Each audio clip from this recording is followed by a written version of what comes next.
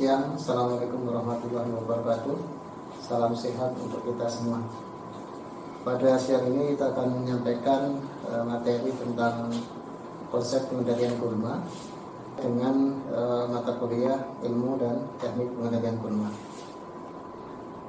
Materi yang kita sampaikan terkait dengan capaian pembelajaran mata kuliah ini, yang pertama yaitu konsep pengendalian kurma.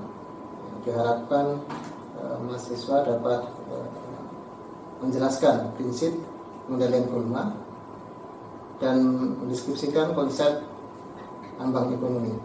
Kemudian menjelaskan langkah-langkah yang harus ditempuh sebelum menentukan kebijakan pengelolaan kurma yang diambil.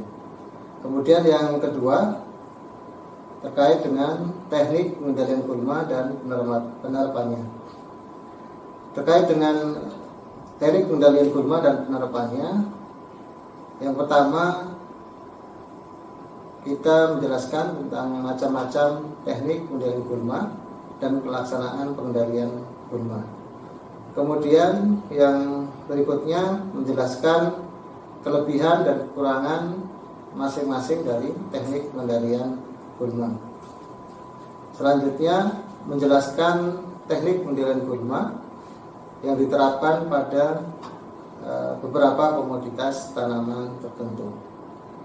Kemudian capaian pembelajaran yang ketiga terkait dengan mata kuliah ini yaitu tentang herbisida. Materi tentang herbisida yang kita jelaskan yaitu tentang pengertian herbisida, kemudian menjelaskan tentang klasifikasi dan contoh-contoh herbisida, kemudian yang terakhir menjelaskan teknik aplikasi herbisida. Terkait dengan materi kuliah ini tentunya perlu kita pahami yaitu tentang pengelolaan kurma. Perlu kita ketahui bahwa mengapa kurma harus dikelola.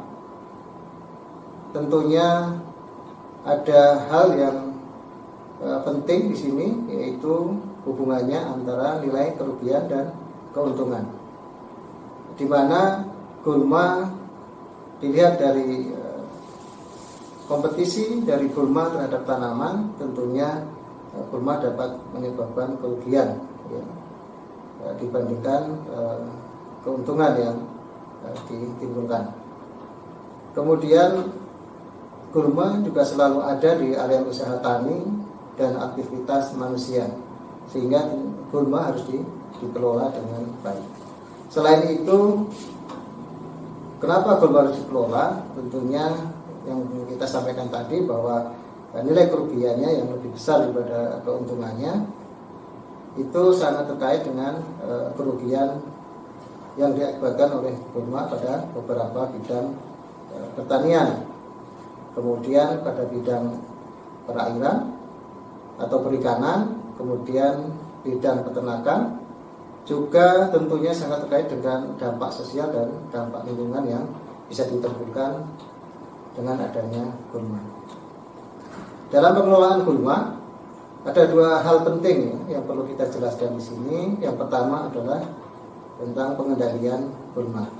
Pengendalian kurma atau weed control adalah tindakan pengelolaan dengan cara menekan keberadaan kurma hingga tidak merugikan secara ekonomi. Kemudian yang satu lagi terkait dengan pengelolaan kurma yaitu pemberantasan. Apa itu pemberantasan atau pemberantasan kurma atau sering disebut dengan weed eradikasi? Itu adalah upaya untuk menghilangkan seluruh kurma dan bagian dari areal yang ada. Di mana dalam pemberantasan kurma ada hal yang tentunya penting di sini, tidak diberantas dalam artian semua harus diberantas, tapi pada tempat-tempat tertentu saja yang perlu dilakukan pemberantasan. Contohnya di sini yaitu misalnya di daerah-daerah trotoar misalnya tempat orang berjalan tentunya harus bersih dari kurma atau rumput sehingga tidak mengganggu orang yang berjalan di sekitar trotoar. Jadi ada dua hal itu yang perlu kita pahami, yang nantinya tentunya sangat terkait untuk prinsip atau dasar dalam pengendalian gulma. Dalam sistem pertanian yang perlu kita perhatikan bukan pemberantasan tapi adalah pengendalian gulma. Dalam pengendalian gulma tentunya kita harus memperhatikan hal-hal penting ya, atau beberapa hal prinsip dasar dalam pengendalian. Yang pertama adalah pengertian tentang ambang ekonomi. Apa itu ambang ekonomi? Yang dimaksud dengan ambang ekonomi adalah kepadatan ya, gulma yang membutuhkan tindakan dan pencegahan ya, sehingga peningkatan populasi berikutnya yang dapat mencapai luka ekonomi. Apa itu luka ekonomi? Yaitu kepadatan ya, populasi gulma terendah yang dapat mengakibatkan kerusakan ekonomi. Apa itu kerusakan ekonomi?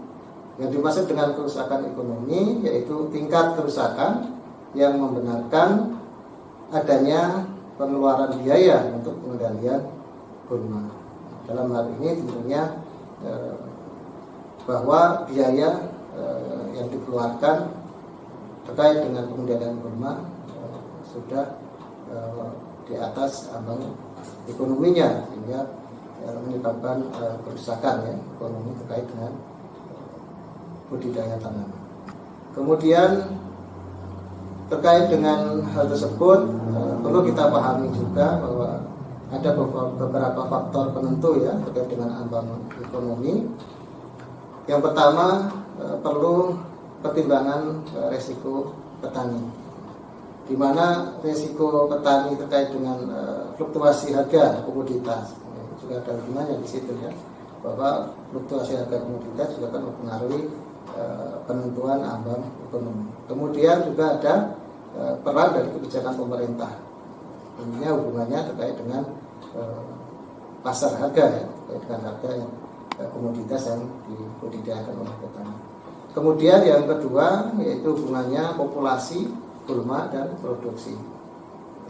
Tentunya beberapa hal terkait dengan populasi, beberapa riset yang telah disampaikan bahwa dengan peningkatan populasi akan mempengaruhi produksi dari tanaman. Semakin tinggi populasi gulma, tentunya tingkat kompetisinya semakin tinggi, sehingga dapat mempengaruhi produksi komoditas yang dibudidayakan. Tentunya harus berdasarkan pada data ya dari penelitian atau dari survei pengalaman yang sudah dilakukan.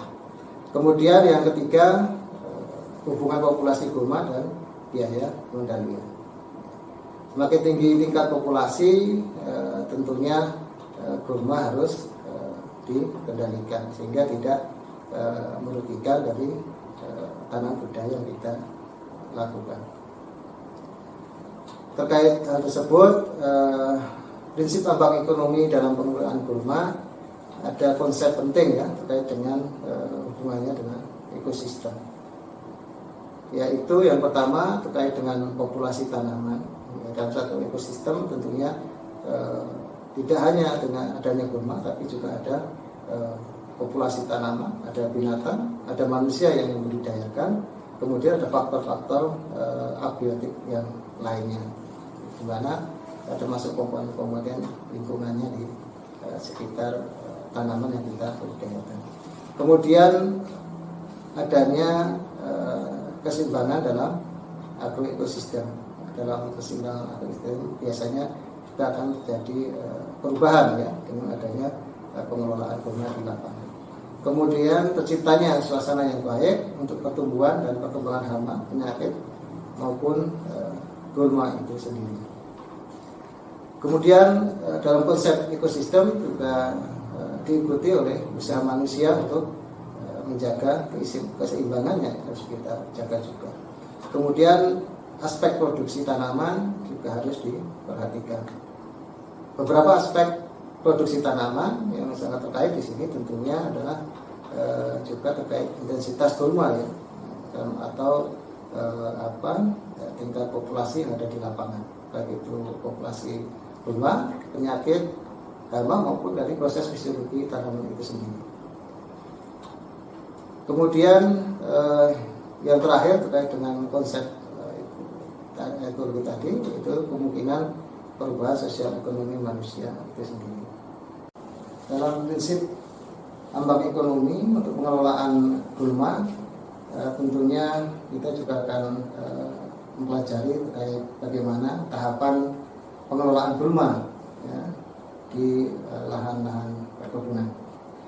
Yang pertama yang perlu kita pahami yaitu terkait dengan tahap pengelolaan gulma, yaitu kita perlu melakukan identifikasi masalah sangat penting sekali sebelum kita melakukan kegiatan yang lain, termasuk kegiatan baik itu perencanaan, kemudian pelaksanaan pengendalian, kemudian yang terakhir adalah evaluasi pengendalian gulma. Terkait dengan tahapan pengelolaan gulma, yang poin pertama tadi yang kita sampaikan yaitu identifikasi masalah gulma. Yang pertama, kita perlu melakukan penilaian gulma. Kita melihat kondisi di lapang seperti apa populasi dominansi gulma yang ada di lahan, sehingga kita betul-betul tahu kondisi yang ada di lapang. Kemudian perlu kita identifikasi juga terkait kondisi lahan, kemudian sumber daya manusia, termasuk di situ tenaga kerja dan sebagainya. Kemudian terkait biaya untuk pengendalian, kemudian kesiapan dari bahan dan alat perlu diidentifikasi apakah bahan dan alatnya ada, apakah masih bagus dan sebagainya, sehingga kita sudah siap untuk melakukan perencanaan pengendalian gulma. Beberapa hal yang terkait dengan perencanaan pengendalian gulma. Yang pertama tentunya waktu ya, kapan kita akan melakukan pengendalian gulma.